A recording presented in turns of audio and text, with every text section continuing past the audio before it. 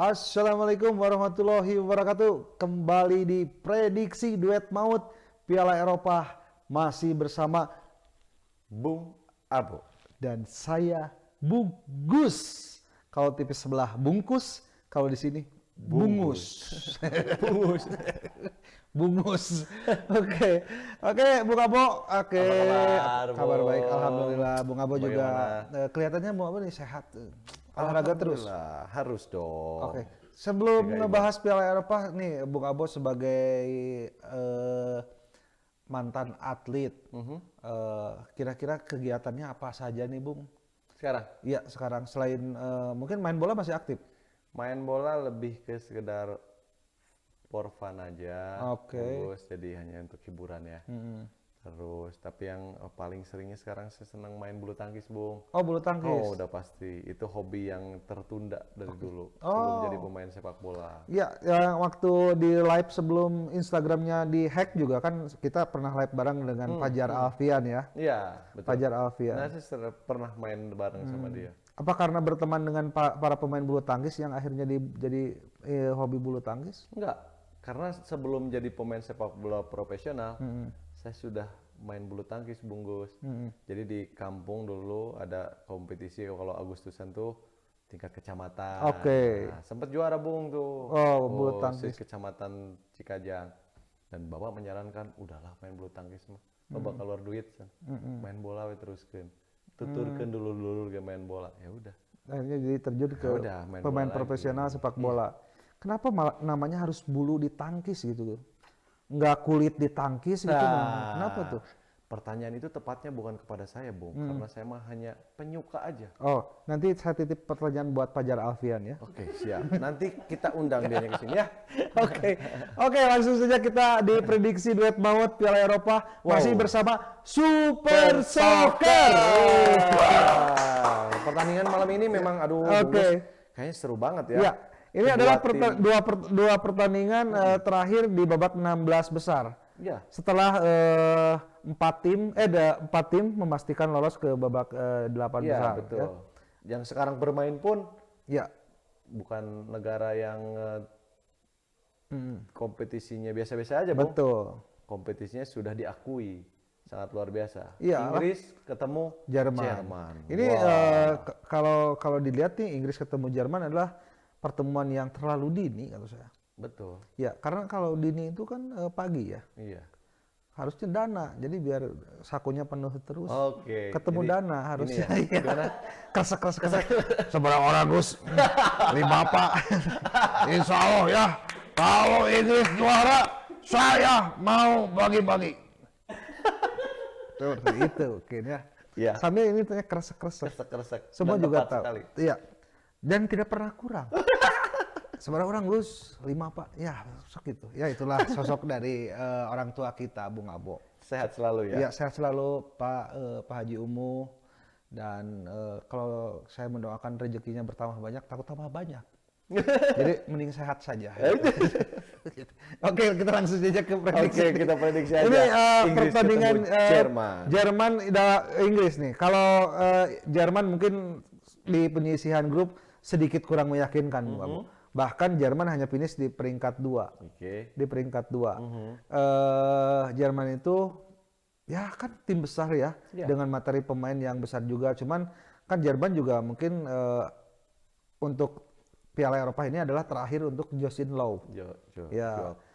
Ya, karena dia akan berhenti untuk melatih timnas. Sementara Inggris juga di perhelatan Piala Eropa kali ini dia ngotot ingin menjuarai, karena Inggris adalah negara yang belum pernah menjuarai Piala Eropa sampai saat ini. Dan dengan materi pemain mungkin yang lumayan juga, dengan pelatih Gareth Southgate yang berambisi untuk memberikan trofi Piala Eropa, mungkin ini pertandingan akan menjadi pertandingan yang sangat seru. Sangat seru.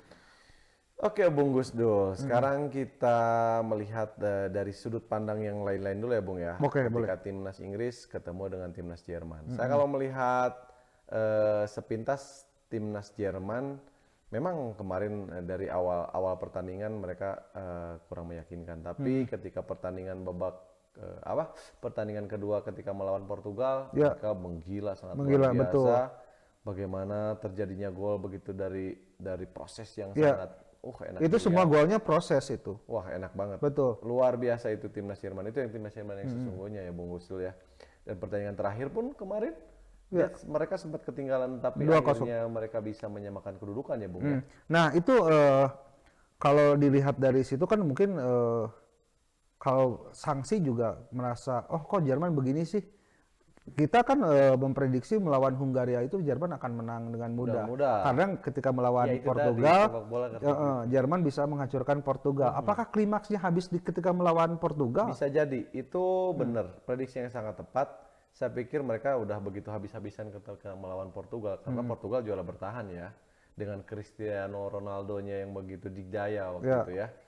Nah, jadi mereka punya motivasi berlipat ganda, apalagi bermain di hadapan pendukungnya sendiri kalau nggak salah. Oke, ini bermain di mana? Di Wembley atau di mana? Bukan, waktu Jerman. Oh, Jerman lawan Hungaria atau Portugal? Portugal. Iya betul. Iya. Maaf. Mereka begitu sangat luar biasa. Saya melihat timnas Jerman itu, wah, seru lah pokoknya, enak dilihat. Iya, lawan Portugal. Enak, Tapi ketika lawan Hungaria Ya, mengecewakan di kan? klimaks. Iya, Karena memang betul yang Bung Usul cerita, itu udah habis ketika lawan. lawan Portugal. Nah, sekarang ini mereka ada banyak waktu untuk istirahat. Saya pikir mereka sudah melakukan evaluasi ya Bung Usul ya. Apa yang menjadi kekurangan, apa yang memang menjadi kelebihan harus dipertahankan. Kalau kekurangannya sebisa mungkin Joachim Löw ini dia sudah tahu, sudah mengenal asam garamnya Inggris. timnas sepak bola Jerman dulu, Oke, Jerman dulu. Saya pikir dia sudah bisa mengantisipasi apa yang harus dilakukan melawan timnas Inggris. Oke, nih Jadi Jerman dulu ya, nanti kita ke Inggris. ya saya setuju sih dengan Bung Abo. Materi pemain juga dari kiper juga masih kiper yang 2 kali menjuarai champion, terus Piala Dunia juga kan, Dunia juga kan. Luar biasa Jerman. Cuman ban kaptennya aja ya. Ya, yang nggak betul. seru. Ada Kroos juga kan. Toni Kroos itu ada Gosen. Gosen. Iya, bukan GoFood itu ya. Gundungan, terus Gosen. Ada Gosen. Havertz. Oke. Ya menarik juga dari timnas Jerman juga ada pemain Havertz itu ya, yang bermain untuk timnas Chelsea, sorry, yang bermain untuk klub Chelsea, yang menjadi penentu kemenangan kemarin di Liga Champions. Kemarin dia begitu agresif bermainnya dan mencetak gol juga ya Bung ya. Betul. Saya pikir juga malam ini dia sudah bisa mengetahui bagaimana peta sepak bola kekuatan timnas Inggris. Oke, sekarang kita kembali ke Inggris nih, Bung. Sekarang kita masih nama Inggris. Inggris juga, kalau saya penggemar Inggris, jujur saya penggemar Inggris, tapi saya tidak merasa yakin Inggris bisa menjuarai Piala Eropa. Betul, Bung. Karena di pertandingan pertama melawan Kroasia, Inggris berhasil menang 1-0. Pertandingan kedua, Inggris hanya bisa draw, bermain kacamata. Dan di pertandingan ketiga, Inggris bisa menang 1-0 juga.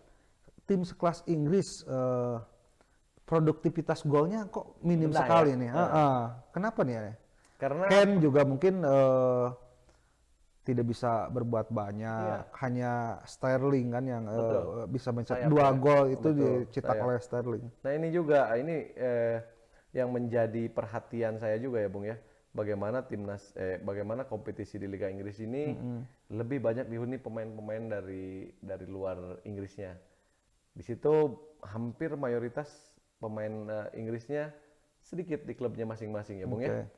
Nah, jadi kita tidak bisa menyalahkan itu juga karena industri sepak bola memang harus seperti itu ya Bung ya. Tapi ya kerugian tersendiri buat timnas Inggrisnya.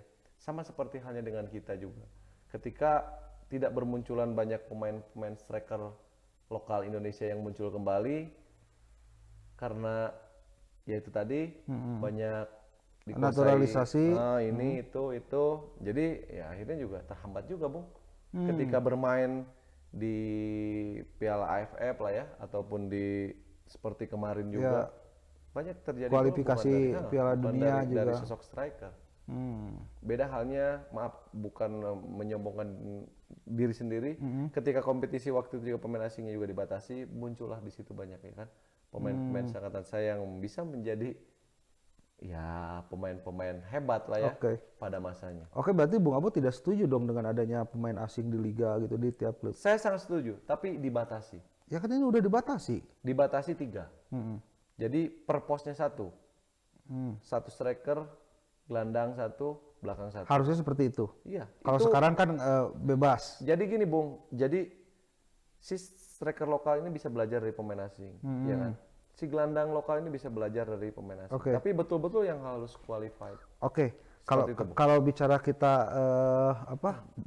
belajar, rata-rata saya rasa nggak ada yang belajar, nggak ada yang belajar. Ketika pemain lokal, otomatis mereka juga tidak jarang yang memberikan ilmunya kepada pemain lokal kita kalau yang saya tahu. Karena kualitas pemain lokalnya striker ya gitu. Kadang pemain lokalnya tidak diberi kesempatan bermain yang banyak. Terus Veno dipainkeun teh pemain kesayangan anak. Betul kan seperti itu. Iya, bisa karena jadi. mungkin pelatih juga punya prinsip dasieun eleh. Iya. Ya, terus hayang menang wae kan. Ya geus bener hayang menang wae mah nyeun liga sorangan gitu. Kita bicara liga mana? Nggak ada remnya, lupa lagi. Kita ke timnas Inggris lagi. Oke, Inggris nih. Inggris ada Kane, ada Grealish, ada mungkin yang bersinar Sterling ya, Sterling. Iya. Dan mayoritas di Inggris juga pemain mungkin pemain yang tidak begitu, bukan tidak begitu tapi mayoritas baru nih pemain muda yang direkrut Southgate itu para pemain muda baru di Inggris. Ya. Jadi Southgate ini saya pikir prospek jangka panjang ya. Oke, jangka panjang. Jadi melihatnya bukan hanya sekarang, oke, punya target itu sah-sah aja ya Bung ya. Inggris ingin menjuarai Piala Eropa tahun ini. Itu sah-sah aja. Tapi Dengan materi pemain yang ada sekarang. iya, Oke. tapi saya pikir tidak tahun ini pun nggak apa-apa. Asal materi pemain yang sekarang ini tetap bisa dikolaborasikan dengan pemain-pemain yang mungkin nanti dari liganya ada yang bermunculan. Oke. Jadi jangka bongkar panjang ya. pasangnya jangan terlalu banyak. Oke. Tipis-tipis saja. Jangka panjang berarti. Berarti ada perjanjian atau misalkan ada suatu antara pelatih dengan federasi. Seperti itu. Tidak juara. Iya. Tapi ini proyeknya jangka panjang. Kedepannya bisa menjuarai Eropa, dunia, mungkin seperti itu. Oke, betul. Berarti target itu penting. Harus. Oke. Tapi kenapa kita kayak turnamen, kita kan ikutan turnamen, kita tanpa target di Piala Menpora saja, kita nggak ada target. Seperti itu. Kan itu kalau misalkan gini, ketika Bung Abo sebagai pemain, pelatih, kita tidak punya target. Saya sebagai pelatih, oke, kita tidak punya target apa-apa. Kalian main seenaknya aja. Berarti nggak usah ikut kompetisi kalau kayak gitu. Berarti nggak usah ikut kompetisi kan? Iya. Nah, pemain juga mungkin. Ikut kompetisi itu kan bersaing. Oke, enggak ini turnamen kemarin di Menpora kan tanpa target juga. Oke. Yang akhirnya di final ketemu dengan rival abadi dengan Tidak bisa apa-apa. Persija tidak bisa apa-apa. Karena mungkin pemainnya juga ada tanpa target gitu. Gue suka final udah bagus. Berarti bagus nggak kalau misalkan pelatih atau manajemen ini udahlah kita main tanpa target. Sebentar lagi kan Persib juga ini lagi main di Wali Kota Solo kan. Iya, kalau saya pribadi sih lebih menyoroti kalau misalkan ikut kompetisi tanpa target, lebih baik nggak usah ikut kompetisi. Nggak usah, Iya. capek-capek gitu. Iya, karena apa? Kan namanya juga berkompetisi. Berkompetisi mencari atau bersaing ingin jadi yang terbaik. Seperti itu Bung Gusdol. Oke. Itu aja sih garis bawahinya. Kalau ikut kompetisi, namanya kompetisi. Kalau misalkan ikut hanya eksebisi, nah itu tanpa target oke, boleh. Karena memang tidak ada yang dikejar. Oke, kalau ini kan mungkin nama Kompetisi. besar juga ya. Kompetisi, ya. Tim sebesar, ya itulah tadi. Ya pokoknya seperti itu. Timnas Inggris. Saya lupa ini. Ini kita lagi prediksi Piala Eropa ya. Itulah. Bukan ngerosting Persib kita. Aduh. Oke. Maaf, tadi saya sedikit terbawa emosi.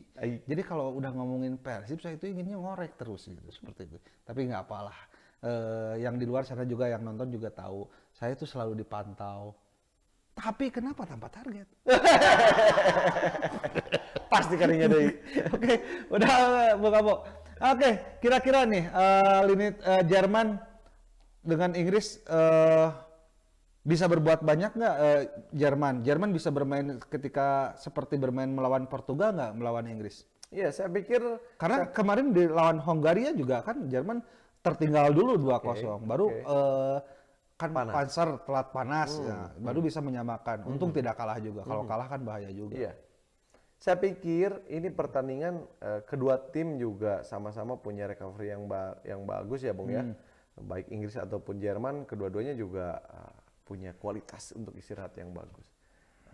Tidak ada lagi alasan untuk pertandingan malam ini lebih ke kecapean lah, enggak lah ya Bung ya. Ini pasti partai hidup mati buat Jerman dan Inggris, apalagi kita melihat histori mereka kalau saling bertemu, saling mengalahkan, Betul. udah pasti, udah tahu. Inggris sama Jerman ingin jadi yang terbaik di Eropa, iya kan? Iya betul. Nah, tapi tetap dengan gaya kick and rush-nya Inggris, saya pikir Inggris juga bisa memberikan perlawanan.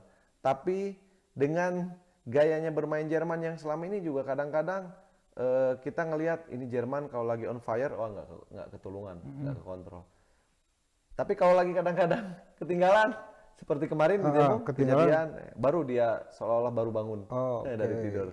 Nah, kedua tim ini saya pikir siapa yang lengah duluan, mungkin itu yang akan mengalami kekalahan. Oke, berarti begitu pelit dimulai, tidak boleh ada yang lengah. Semua pemain harus fokus.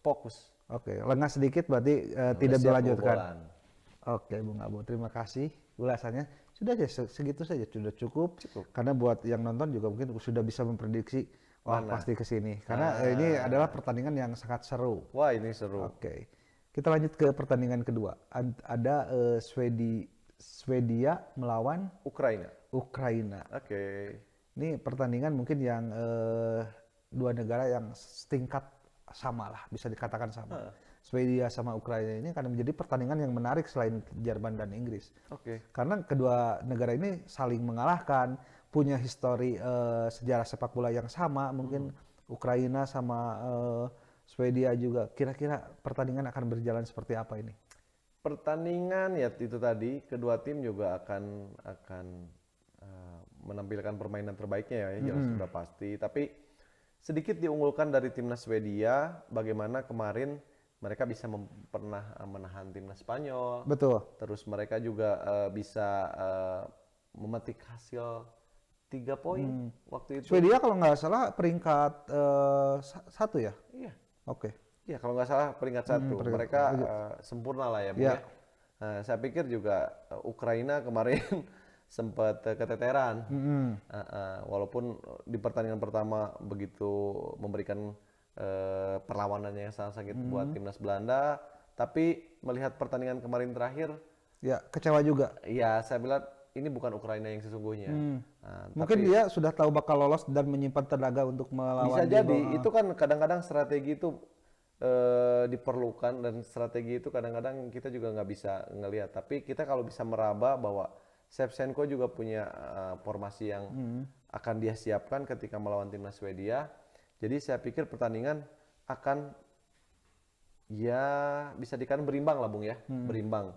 Kedua tim ini tidak ada pemain yang begitu menonjol di klubnya masing-masing. Ada lah ya, saya melihat Victor Lindelof yang bermain di klub MU kalau nggak salah.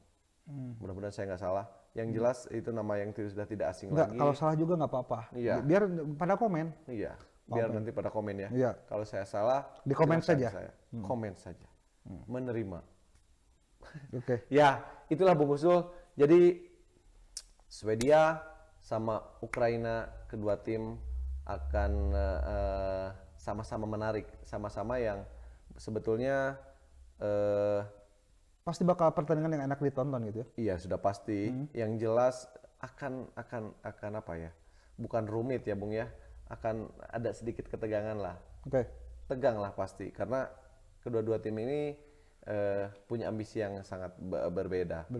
Berbeda sudah pasti, karena kalau Swedia dengan permainan di pertandingan tadi saya cerita lawan Spanyol begitu lumayan, terus grafiknya naik, tapi hasil akhir tetap saya masih punya keyakinan bahwa Swedia akan bisa mengatasi Ukraina.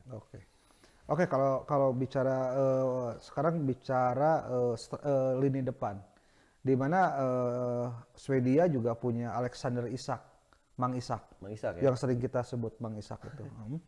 Dan dari Ukraina ada Yaremchuk, Yampo Rampe Yampo itu. Oke, gitu ya. Iya. Itu Yaremchuk itu luar biasa itu. Apa moncer sekali Moncer, ya? ya di tim Ukraina. Apakah nanti di lawan Swedia akan tetap bisa menciptakan gol, mencetak gol? Iya, saya pikir harapan sih pelatih pasti tertuju kepada mereka. Tapi itu tidak menjadi barometer utama ya, Bung ya. Oke. Tidak menjadi ukuran bahwa seorang striker memang harus mencetak gol. Tidak juga. Kadang-kadang kalau striker mencetak gol tapi timnya kalah, saya pikir itu tidak ada artinya juga ya, Bung. Yang jelas bagaimana bahu-membahunya kedua tim sama-sama saling support, sama-sama saling bisa memberikan tekanan yang lebih berarti kepada lawannya. Siapapun yang mencetak gol di malam ini, itulah yang diutamakan. Maksudnya yang diutamakan timnya gitu, Bung ya. Nah, kalau Isak sendiri nih, Isak di Swedia saya rasa belum bisa berbuat banyak nih. Tapi pelatih selalu menjadikan Isak itu sebagai starter. Nah, gimana nih? Apakah Isak menjadi kartu as buat Swedia? Bisa jadi karena mungkin striker pelapisnya sendiri tidak begitu sepadan dengan kualitas Isak ya, Bung ya. Jadi kenapa Isak yang selalu dikedepankan? Ya itu tadi. Jadi si pemain cadangannya ini belum bisa menggantikan peran Isak juga. Kalaupun bisa menggantikan peran Isak hanya di beberapa menit terakhir lah seperti itu. Gitu. Oke, ini pertandingan yang akan menarik. Itu pandangan saya, Bung Gusdo. Oke, siap, Bung Abo. Terima kasih. Dan mungkin kita seperti biasa. Skor dong. Skor dulu. Bung Gusdo dulu. Oke, Jerman, Inggris. Aduh, berat. Oke, walaupun saya tidak begitu optimis, tapi saya tetap akan dukung Inggris. Dan saya rasa Inggris bisa menahan Jerman di 2 kali 45 menit. Dan di perpanjangan waktu ataupun di babak adu penalti, Inggris akan menang dan Inggris akan lolos ke babak selanjutnya. Karena kalau Inggris tidak lolos di babak 8 besar, di prediksi duet maut ini, saya mau si banget pakai Ipokmeti. Sekarang kita berbeda pendapat lagi. Kalau saya tetap melihat timnas Jerman masih punya peluang. Inggris pun masih punya peluang, tapi tipis. Jerman lebih terbuka, lebar untuk bisa memenangkan pertandingan, dan skor saya masih punya keyakinan bahwa hasil akhir 2-0. 2-0. Oke. Swedia Ukraina. Swedia Ukraina saya pikir 3-0. Menang mana? Swedia. Wow. Saya itu kalau walaupun Ukraina sempat kalah di pertandingan terakhir, kalah kan Ukraina. 1-0 ya kalau nggak salah. Saya tetap pegang Ukraina. Wah, seru ini. Saya kita berbeda Ukraina. pendapat, silang pendapat lagi kita. Oke, Ukraina menang dengan skor 1-0. Oke. Kalau saya tadi 3-0. Oke. Udah dicatat? Catat ya. Udah, oke. Saya kalau misalkan meleset, saya minum Hipokopi, bukan. Oke, Bung Abo. Mungkin Seger. prediksi malam ini cukup segini dulu ya. Oke, Bung Gusdo. Ya, karena saya pertandingan tadi malam saya ngeri sekali gitu. Kenapa harus dia yang lolos gitu? Tapi nggak apa-apa lah. Nggak apa-apa. Kasihan jagoannya. Terima kasih. Oke. Bung Abo dong kali-kali yang nutup acara. Oke. Saya sekarang harus menutup acara. Baiklah, Bung Gusdul. Siap. Kita sudah membahas pertandingan malam ini. Mudah-mudahan apa yang menjadi prediksi kita ataupun prediksi saya dan Bung Gusdul tidak meleset. Betul. Yang meleset Bung Gusdul aja. Oke. Saya yang harus tepat. Karena saya harus si banget Ipokmeti. Nah, hayo loh, kita tunggu. Oke. Oke, sekian buat para bobotoh yang menyaksikan acara ini. Sampai ketemu di Di ini dulu, saya Bung Abo gitu. Pamit. Kan belum. Oh belum, oke. Belum Yap. selesai. Sampai ketemu di laga selanjutnya. Babak 8 besar ya. Babak 8 besar. Saya Bung Abo dan Jadi timnas gimana? semangat deh. Udah ditutup semangat lagi itu. Oke, saya Bungkus juga pamit. Oke, sampai ketemu Oke. di pertandingan selanjutnya. Terima kasih. Assalamualaikum.